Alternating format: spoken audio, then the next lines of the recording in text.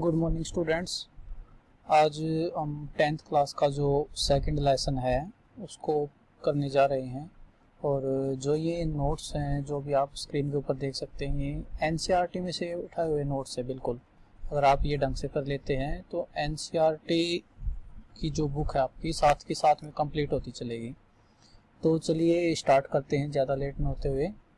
तो हमारा जो लेसन है, हमारा लेसन का नाम है अमल, अक्षार एवं लवण। ठीक है, ये आप देख सकते हैं हमारा जो लेसन है अमल, अक्षार और लवण। तो इसमें जो स्टार्टिंग होती है उसमें सबसे पहले जो आता है हमारे पास में वो आते हैं अमल या फिर एसिड। इसकी जो प्रॉपर्टी दे रखी है अमल के बारे में बताया गया है कि भाई सबसे पहले वैसे तो छोटी जो क्लासेज में आते हैं 7th या 8th से स्टार्ट हो जाता है कि भाई अम्लों के बारे में, लेकिन 10th क्लास में जाके ये कंप्लीट नॉलेज मिलती है इनके बारे में कि भाई अमल, अक्षार और लवण वगैरह क्या क्या होते हैं। तो चलिए स्टार्ट करते हैं।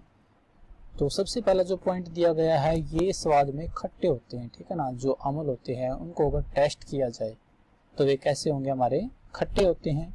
सेकंड जो पॉइंट आता है हमारे पास में, ये नीले लिटमस को लाल कर देते हैं। ठीक है ना, अगर आप अमल का अगर आप टेस्ट करते हैं पीएच पेपर के द्वारा या लिटमस पेपर के द्वारा तो जो अमल होते हैं हमारे वे नीले लिटमस को कैसे कर देते हैं, लाल कर देते हैं। मतलब ब्लू जो लिटमस पेपर है उसको किस में बदल देते हैं, रेड में बदल देते हैं। ठीक है, नेक्स्ट जो पॉइंट आता है ये जलीय विलयन में H+ आयन देते हैं। मतलब क्या हुआ, देखिए आपको पॉइंट समझना है, 10th क्लास में अलग से आता है, इसको डीपली समझे तो हम जलीय विलयन में H+ आयन देते हैं। जल का जो हमारा विलयन होता है वो H2O, मतलब H2O से मिलकर हमारा जल बनता है जिसमें H+ और OH- ये आयन्स होते हैं। ठीक है ना, अब अगर आप इनको देखेंगे तो जो हमारे अमल है इनको अगर जल में घोला जाए तो वे कैसे आयन देंगे, H+ आयन देते हैं। ठीक है, और अक्षार को घोलेंगे तो वो OH- आयन देते हैं। ठीक है, तो आपको पता होना चाहिए कि भाई ये H+ आयन प्रदान करेंगे। एसिड जो शब्द है वो लैटिन भाषा से लिया गया है जिसका अर्थ है खट्टा। ठीक है ना, ये पॉइंट नोट करने का है। जो हमारा एसिड शब्द होता है वो किस भाषा से लिया गया है, वो लिया गया हमारा लैटिन भाषा से, और जिसका अर्थ ही क्या है हमारा खट्टा। अब देखिए नीचे कुछ एग्जाम्पल दिए गए हैं। प्रबल अमल, प्रबल दुर्बल क्या है वो भी हम आगे देखेंगे, एक एक करके सब कुछ आएगा। तो प्रबल के अंदर हमारा सबसे पहले आता है HCl। HCl होता है हमारा हाइड्रोक्लोरिक एसिड, मतलब हाइड्रोक्लोरिक अमल।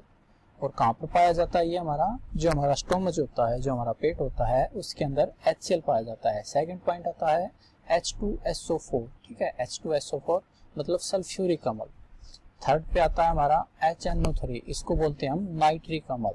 ठीक है, HCl क्या था, हाइड्रोक्लोरिक अमल, H2SO4 क्या होता है हमारे पास में, सल्फ्यूरिक अमल, और ये हमारा नाइट्रिक अमल। इसके बाद बारी आती है दुर्बल अमल की। दुर्बल अमल में हमारे पास में कौन कौन से आते हैं, CH3COOH, इसको बोलते हैं हम एसिटिक एसिड। ठीक है, इसके बाद आता है लैक्टिक अमल। लैक्टिक अमल आपने पता होगा कि भाई जो हमारा दूध होता है खट्टा होने के बाद में, मतलब उसके अंदर लैक्टिक अमल, या फिर शरीर में जो थकान होती है वहां पे भी ये लैक्टिक अमल ही जम जाता है। ठीक है, इसके बाद आता है ऑक्जेलिक अमल।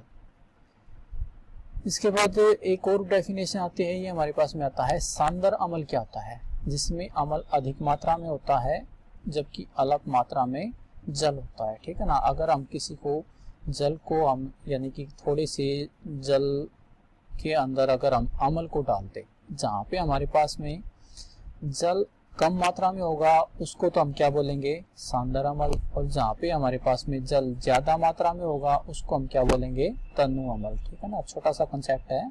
जहाँ पे जल की अधिक मात्रा होगी वहां पे तो हम क्या बोलेंगे, उसको हम तनु अमल बोलेंगे, और जहाँ पे जल की कम मात्रा होती है उसको हम क्या बोलते हैं, सांद्र अमल। ठीक है, इसके बाद हम आगे चलते हैं। ये तो था हमारे पास में अमल के बारे में नॉलेज थी। ठीक है, तो कोई पॉइंट अगर समझ में नहीं आता है तो आप नीचे कमेंट कर सकते हैं। एक एक पॉइंट मैंने बताया वैसे तो, लेकिन फिर भी कोई कंफ्यूजन है तो नीचे जरूर लिखें। इसके बाद बारी आती है अक्षार्क की। ठीक है, अक्षार्क और अक्षार, अक्षार्क और अक्षार दोनों में फर्क होता है, वो फर्क भी हम नीचे देखेंगे। सबसे पहले इनके अंदर पॉइंट आता है ये स्वाद में कड़वे होते हैं। ठीक है, अमल के बारे में हमने पढ़ा था, ये खट्टे थे और ये कैसे हैं, कड़वे हैं।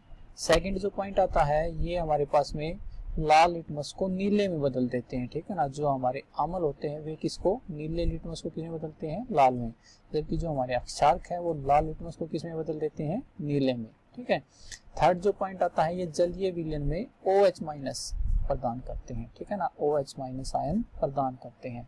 ऊपर हमने पढ़ा था जो हमारे अम्ल हैं वे हमारे कैसे हैं, H प्लस आयन देते हैं, जबकि जो अक्षारक हैं वो कैसे प्रदान करेंगे आयन, OH माइनस, ऊपर पढ़ा था हमने, ठीक है ना। तो H प्लस और OH माइनस ये इसी से हमारा जल बनता है। अम्ल हमारे H प्लस आयन प्रदान करेंगे, अक्षार हमारे OH माइनस, ठीक है। इसके बाद एग्जाम्पल आते हैं दोबारा से, पर्पल अक्षार के जो एग्जाम्पल दिए गए हैं, ये दिए गए हमारे पास में NaOH मतलब सोडियम हाइड्रोक्साइड। सेकंड पे आता है KOH, ये क्या है, पोटासियम हाइड्रोक्साइड। OH हमारा हाइड्रोक्साइड के लिए होता है और जो K है हमारा पोटासियम के लिए। नेक्स्ट आता है CaOH2 मतलब हमारा कैल्शियम हाइड्रोक्साइड, ठीक है। अब ये CaOH2 लिखा हुआ है, ठीक है ना, ये किस लिए लिखा हुआ है आपको पता होना चाहिए, क्योंकि जो इनकी वैलेंसी होती है, इनका जो चार्ज है, आवेश है, उसको सेटिस्फाई करने के लिए Ca प्लस का 2 होता है और हाइड्रोक्साइड पे माइनस का 1 होता है। तो इसको जब हम बैलेंस करेंगे तो ये 2 बनाने पड़ेंगे, ठीक है ना, कैल्शियम हाइड्रोक्साइड। इसके बाद दुर्बल अक्षारक का एग्जाम्पल दिया गया है, ये हमारा NH4OH मतलब अमोनियम हाइड्रोक्साइड। इसके बाद देखिए, अब तक हम अक्षारक के बारे में पढ़ रहे थे, अब बारी आती है अक्षार की, ठीक है ना। इसकी बारी आती है हमारे पास में अक्षार की। तो अक्षार में क्या है कि भाई जल में घुलनशील अक्षारक, जल में घुलनशील अक्षारक को हम अक्षार कहते हैं, ठीक है ना। तो जल में जो अक्षारक घुल जाते हैं उसको हम क्या बोलेंगे, अक्षार कहते हैं। आगे आप एक पॉइंट पढ़ेंगे, सभी अक्षारक अक्षार नहीं होते जबकि सभी अक्षार अक्षारक होते हैं, वो पॉइंट आएगा आगे, ठीक है। तो इसके जो एग्जाम्पल दिए गए हैं अक्षार के, NaOH sodium hydroxide, potassium hydroxide और मैग्नीशियम हाइड्रोक्साइड। आगे बारी आती है लवण के बारे में, ठीक है। लवण क्या होते हैं, लवण अम्ल व अक्षार की परस्पर अभिक्रिया से प्राप्त होता है, ठीक है ना। जो हमारे लवण बनते हैं वे किस किस के अभिक्रिया के द्वारा बनते हैं, जब हम अम्ल को और अक्षार को, किस किस को, अम्ल प्लस में अक्षारक, तो वहां से हमें क्या मिलेगा, लवण मिलता है, ठीक है ना। तो आपको याद रखना है, आगे उदासीनीकरण की अभिक्रिया भी आएगी और पहले भी हम फर्स्ट लेसन में भी किया हुआ है। तो ये है हमारे पास में लवण, ठीक है। अभी डिटेल में नहीं बताया गया, आगे पूरी डिटेल आएगी, सेकंड लेसन है। तो इसके बाद लवण के एग्जांपल दिए गए हैं, NaCl क्या था, इसका फार्मूला क्या था, ये सोडियम क्लोराइड, KCl मतलब पोटासियम क्लोराइड, ठीक है। ये तो था हमारा लवण, अम्ल और अक्षार के बारे में, और थोड़ा सा यहाँ पे लवण के बारे में भी, ये सिर्फ इनकी डिटेल नॉलेज थी कि भी क्या होते हैं, ठीक है। इसके बाद में सूचक के बारे में बताया गया है। सूचक किसी दिए गए विलयन में अम्ल या अक्षार की उपस्थिति दर्शाते हैं, ठीक है ना। इनका रंग या गंध अम्लीय व अक्षार के माध्यम में बदल जाता है, ठीक है ना। सूचक या फिर इंडिकेटर्स किसी भी अम्ल या अक्षार में, मतलब कोई भी अगर विलयन दे रखा है उसके अंदर हमें पता करना है कि कितना कोई अम्ल प्रेजेंट है या फिर अक्षार, उसकी उपस्थिति को जांचने के लिए, ठीक है ना। विलयन में अम्ल या अक्षार की उपस्थिति जांचने के लिए क्या करते हैं, हम इसका यूज करते हैं। और इनमें 2 तरह से चेंज हो सकता है, या तो उसकी रंग में या फिर उसकी गंध में, ठीक है ना। इनकी सूचक की, इनका रंग या गंध बदल जाता है, ठीक है। तो ये तो था हमारा अम्ल और अक्षार के बारे में बिल्कुल बेसिक सा। इससे आगे हम पढ़ेंगे, उसके लिए आप सेकंड लेक्चर में देखिए। अगर समझ में नहीं आता है तो नीचे कमेंट जरूर कीजिए। धन्यवाद, थैंक यू।